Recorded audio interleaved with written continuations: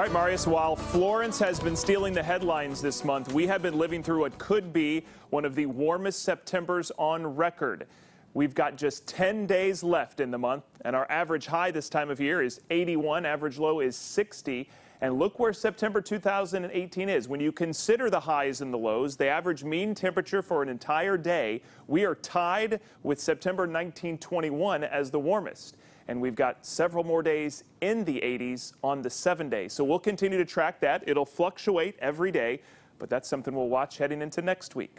The weekend is here, and we are excited about that. Could have a little bit of fog to start your Saturday morning, but temperatures again in the 60s. There'll be some sunshine in the morning, too, after the fog burns off, but clouds will increase throughout the day, and will bring rain back into the forecast. Just a small chance around lunchtime with temperatures about 81, 20% chance about 3 o'clock, as our high will be 87 tomorrow. So it's still going to be warm, and then we'll keep a few scattered showers, mainly triangle on north, as we head into the early and late evening hours. So high pressure that's been our friend all week, helping to keep us dry while we recover, is going to start to leave this weekend. In its place will come this cold front. That's what's going to eventually drop our temperatures some and bring us rain chances. So as it hangs out just to our north tomorrow, we'll have showers late in the day, mainly from the triangle on north.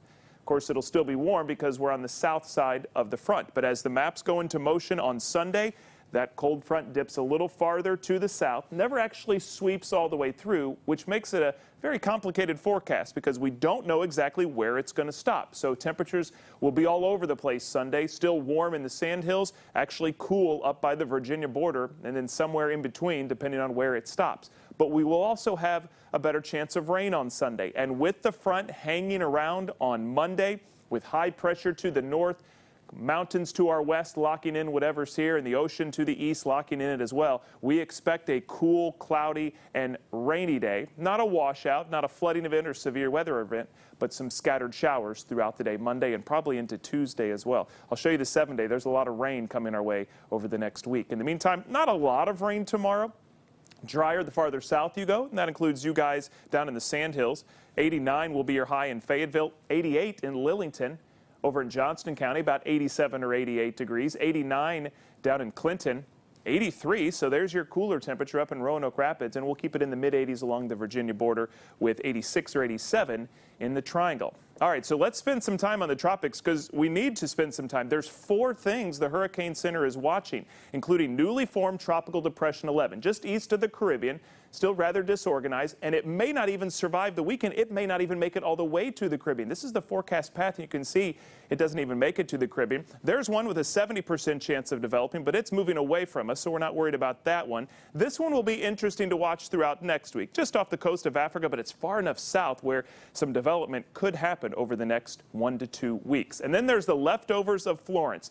There's just a 30% chance of developing. But remember, we've got 4 systems out there, so maybe this weekend Kirk, Leslie, or even Michael will come to life.